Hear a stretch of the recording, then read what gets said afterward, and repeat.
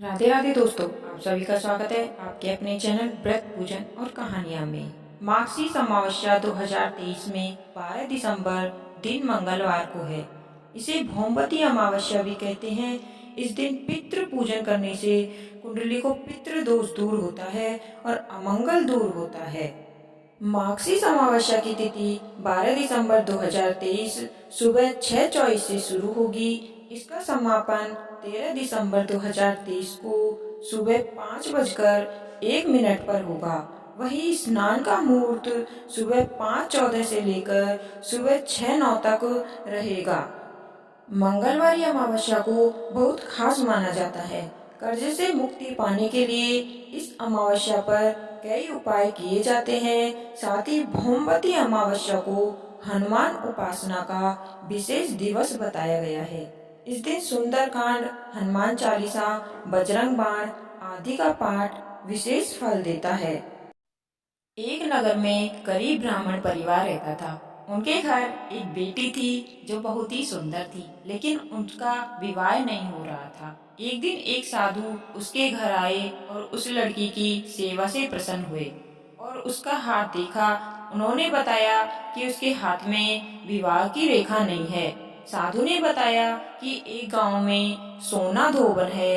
यदि यह कन्या उसकी सेवा करे और वह इसके विवाह के समय अपनी मांग का सिंदूर इस बेटी को लगा दे तो इसका वैधव्य योग दूर हो जाएगा। तब ब्राह्मण पिता ने बेटी को उस धोबन की सेवा करने को कहा। पिता के कहे अनुसार वह लड़की रोज सुबह सोना धोबन के घर जाती और उसके घर की साफ सफाई के साथ पूरे काम करके वापस घर आ जाती थी। सोना धोबन ने अपनी बहू से कहा कि आजकल तुम बहुत जल्दी घर का काम कर लेती हो, पता ही नहीं चलता। तब उसने कहा कि वह कोई काम नहीं करती, पता नहीं कौन ये सारे काम करता है। अगले दिन से सास और बहू निगरानी करने लगी। काफी दिनों बाद सोना धोबन ने उस कन्या को पकड़ लिया और उसने पूछा कि तुम इतने दिनों से मेरे यहाँ ये सब काम क्यों करती हो। तब उसने सोना धोबन को सारी बातें बताई। सोना धोबन तैयार हो गई। उसने जैसे ही उस कन्या की मांग में अपनी सिंदूर लगाई, वैसे ही उसकी पति की मृत्यु हो गई। वह काफी दिनों से बीमार था। ब्राह्मण परिवार के घर से लौटते समय सोना धोबन ने रास्ते में पीपल के पेड़ को 108 ईंटों के टुकड़ों की भवरी दी और 108 बार परिक्रमा की। इसके बाद पानी पिया।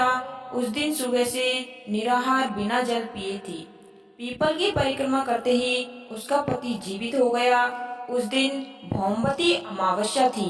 धार्मिक मान्यताओं के अनुसार जो महिला भौमवती मंगलवार अमावस्या के दिन भवरी देने की परंपरा शुरू करती है और हर अमावस्या को भवरी देती है, उसके सुख और सौभाग्य में वृद्धि होती है।